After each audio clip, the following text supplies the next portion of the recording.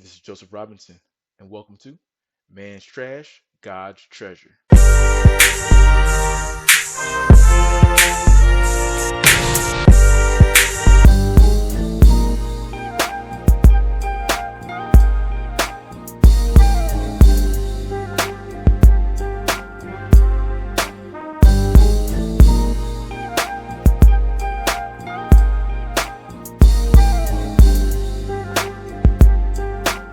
Like, comment, subscribe, share, and make sure you hit that notification button so you can be notified about my new videos. Welcome back to Man's Trash, God's Treasure. Today I want to talk to you about the good news. In my last video, I talked about no pain, no gain. Today I want to talk to you about the gain. When we go through the obstacles in life, when God is trying to build us up, build our faith, build our spirits, make us stronger in order for us to achieve what He would like for us to achieve, there are obstacles and there are things we must go through in order to get to where we're trying to go. Because as I said before, if it was easy, everybody would do it. But I also said that it's not always painful, as in agonizing, as in, oh my goodness. Sometimes it's painful, like it's a bit of a challenge, a new learning curve, something you never encountered before, trying to get over being uncomfortable, get through the unknown, things like that. Right? I want to expound upon what I had spoke about before. So these things that we go through can sometimes have a silver lining, as they call it, so to speak. I'm going to make it a bit more personal so you guys can get to know more about me, Joseph Robinson, where I come from, what I've been through, and then I'm going to add or talk about some of the benefits of what I've been through. And we're going to call that the good news, because I'm sure everybody has some good news. Life ain't all bad. And hopefully this will help you the next time you go through a struggle, a trial, a test, a building up of sorts. It'll help you look back on that, see that experience, and see what the gain is out of that experience. So for me, I grew up in a two-parent household until I was 8 years old. My father was in the Navy. And when I was 8, my mother and my father, they got divorced. Well, to me, it didn't seem like that big of a deal because, well, it felt like my dad was always gone most of the time. So the divorce, in essence, didn't really do much to break my spirits or didn't really leave me feeling some sort of way because my dad was already gone a lot of the time. So I didn't really know, what the big deal was. So that's the silver lining in that. It didn't have quite the effect on me when I was younger that it would have on some children. But growing up in a household with a single mother has its pushes and pulls, its gives and takes, right? So my mother worked a lot. Like when I say a lot, I mean a lot to make sure that I was taken care of, to make sure that I had a place to live.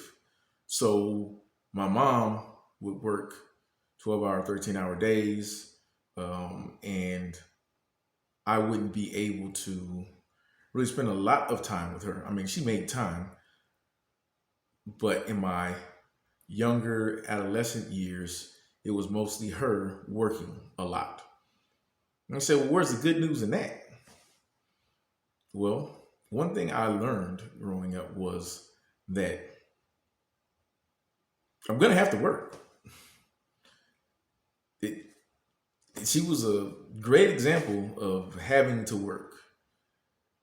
And also I learned for future is that because my mother wasn't home a lot of the time, in the evenings, and sometimes she would work even on the weekends.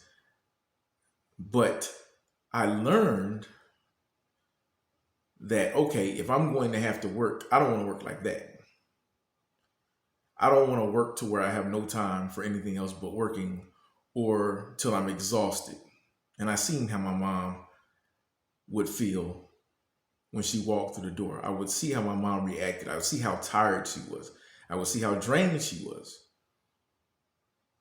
And that was one of the good things. That was some of the good news that came out of that. I said, I don't want to be that way. So when I was very young, I started looking up different career paths, different things I could do and study. I was always good at math, always good at science. And I was always looking for a way to be able to work, but not have to work that hard to pay the bills. So I don't take any of that what my mom did for granted at all. I actually was educated by the experience. Another bit of good news is that when I used to come home, I would come home to the quiet that most people never came home to. So when I was a teenager, I had quiet. I had time to focus. And I wasn't one of those teenagers who went out and looked for trouble or anything like that. So I call that good news because I was able to get my work done. And then I had to learn how to do my own laundry, right? It's like, what's the good news in that? Cleaning your own laundry. Well, I learned adult skills earlier in life. So now it's not too strange for me to, do my laundry or cook or be able to do my work independently without someone having to constantly, you know, track me down or remind me or micromanage me. You give me a task, most of the time it's going to get done because I know that it needs to be done. So those are some of the good things that came out of what some people would call a bit of a struggle in childhood. I was able to refine some skills and learn some life skills early on and adapt to them. And when I was younger, I obviously didn't understand that. But now that I'm older, I do understand that. Another portion of life, or another part of my life, was me growing up without a father. And a lot of people talk about these things. A lot of people talk about what it's like to not have a father, to be in a single parent home, and things of that nature. It has a big effect on me and everyone around me who's had that experience, because that's the second half of your parenting now gone out of the house. Well, a lot of you may be wondering, what's the good news in that? Where's the good news in that? Not having a father, that's, well, what I learned was very, very early on was that the Lord will provide you what you need. And I'm not saying, there is no feelings behind not having, my father there. Of course, like we all go through that, right? But one thing that happened is that I was able to grow up in a particular neighborhood where I had 4 or 5 other men who were fathers that would guide me, give me words of wisdom, and treat me as if I was their son. And that really taught me right there that, it gave me a wonderful foundation. It showed me 5 families that had the men in the household. And it also showed me that someone doesn't have to be living with you or be your biological parent in order for them to parent you, in order for them to give you that guidance and that love. So I learned that early on. It's a life skill that stuck to me till this day. It is a very, very, very, very fortunate thing for me to have been in that little niche of a neighborhood I was in considering the area I was born in. It was wonderful. Like, I thank God all the time, because my life could have been a whole lot different, and it could have been a whole lot of other things that went on, whether my father was in the house or not in the house. But one thing I learned from that experience was that he will provide what is lacking. It may not look the same, it may not feel the same, of course, but he'll make sure you get what you need. Let me say that again. He'll make sure you get what you need, not always what you want. Or some things you don't realize that's what you wanted until you get older and you realize that you want it. Because a lot of younger people don't want the substitutes. They want their own father. They don't want to be adopted. They don't want, someone from up the street or someone from their family coming in and trying to guide them. They feel the pain of not having their father around for any reason, whether he died or divorced or whatever reason there is, gone to prison. There's so many reasons. And he also did the same thing for me as far as mothers go, because my mom wasn't around a lot. She would have me be kept by the neighbors or family members, or I would stay at someone else's house, or someone would come over and watch me sometimes when I was a lot younger.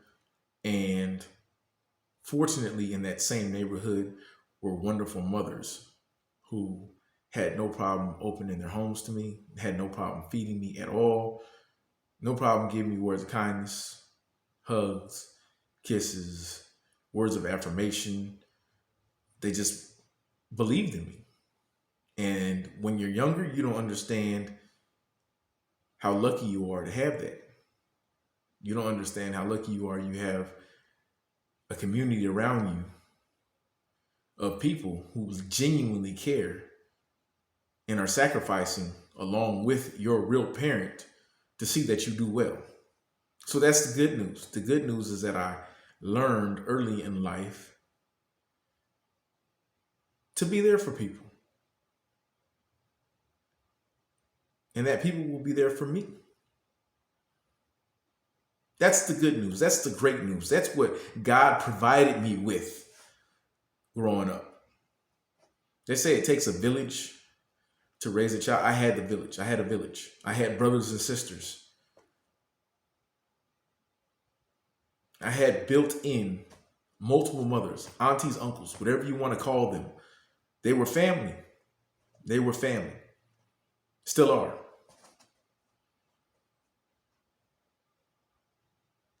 And without them, when I speak of success, when I speak about where I am today, how far I've made it, without them, who knows where I would be? Who knows? But to learn to pay it forward, to learn that someone doesn't have to be your child in order to invest an interest in them. Someone doesn't have to be a part of your family in order for you to talk to them, in order for you to give them words of affirmation.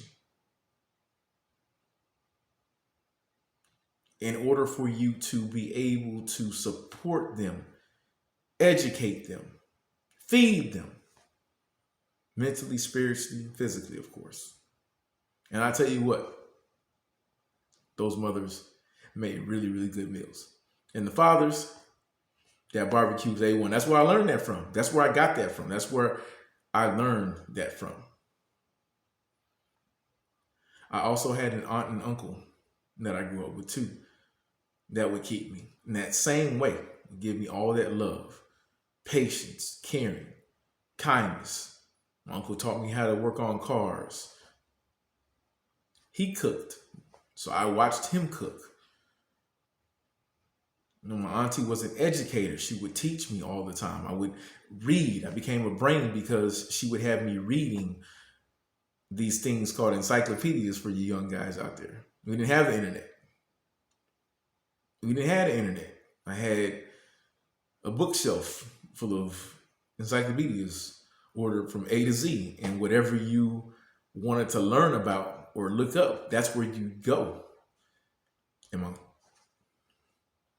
That's where you go. whatever you wanted to learn about, look up, read about, research, that's where you go, to the encyclopedias. My auntie used to have me write reports.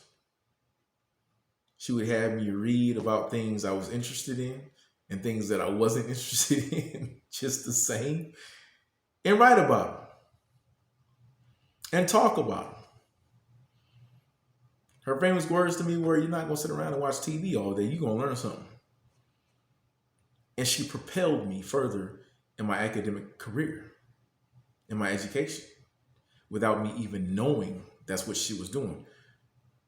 Now that I look back on it, of course, I'm very appreciative. But sometimes I was like, man, I don't want to do that.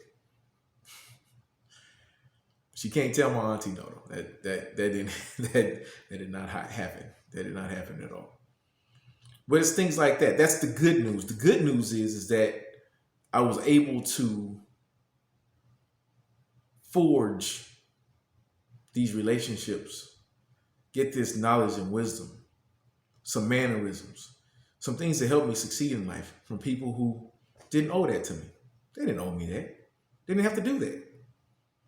That's the good news. And I'm sure you guys have some good news too. I'm sure God has provided everyone watching some supplemental necessary thing in their lives, or some lesson they learned from some of the things they lacked in their lives.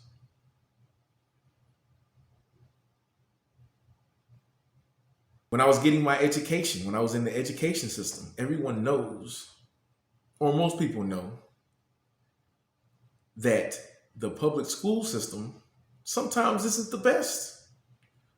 It's not. So I had been labeled as something that I wasn't.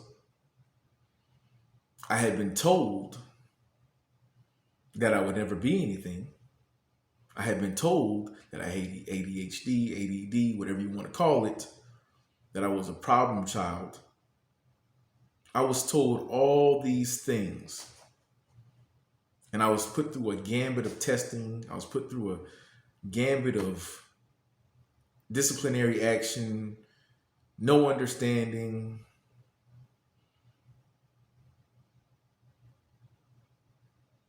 Shoot, I was even put out of school. Tell you the truth, right? But someone recognized that I was getting all A's across the board. Someone recognized something was being missed. Someone was put in my life later on, around sixth grade, and had me take a test. Turns out it was a gifted test, and I had done well on it. And they realized that I needed a challenge. They realized that I needed something to keep me occupied, because little boys are rambunctious. Little boys are, talkative and things of that nature. But I always got my work done. And someone recognized if this kid is getting all his work done, he's able to concentrate, he obviously doesn't have ADD. There's something else going on here. And that's not an excuse for you smart kids to go around acting up and stuff like that. No, but what I'm saying is that someone intervened in my life and said, no, there's nothing wrong with you. There's nothing wrong with you at all. There's nothing wrong with what you're doing. We actually like it. We want to foster it. And then I was put in special programs, ended up going to private school, and the rest goes on from there. You see where I'm at today. You say, well, what's the good news in that? Well, the good news is that through the bad things I went through, someone realized a good thing about me. I was also taught at a very young age how to stand up for myself in many different ways, because some of the adults around me weren't doing it. So I had to maneuver and navigate through the negativity that people who you're brought up to see as people who know more than you or know better than you. I had to navigate that, just like a lot of children that get mislabeled. And I was able to make it through that. So that's the good news. That's a challenge that I could get through. So now, when I get met with challenges like that, well, I've been dealing with this since I was a kid. So you want to mislabel me, you want to assume things about me without really knowing who I am, that's fine. That is fine. And I'll make my way through it. And I won't take it personal. I'll show you. I'll show you you're wrong. And I have. I'll demonstrate.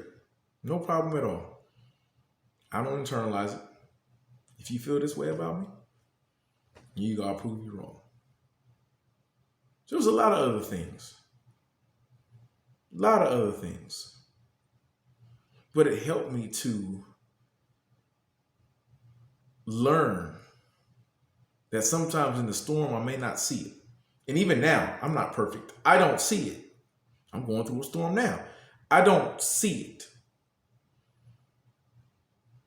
But one thing I am doing is keeping the faith that it will be there. I will learn something after I get done fighting, after I get done making my way through this hard time or these hard times.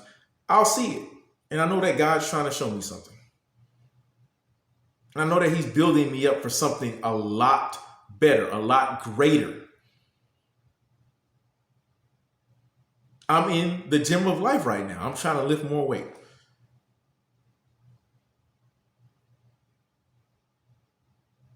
And that's what I'm here to try and inspire you to look forward to look for. Look back at some hard times and see how it actually contributed to your life. I don't want to make light of it. Of course not, because those experiences are harmful. Those experiences are devastating. Those experiences can cause trauma.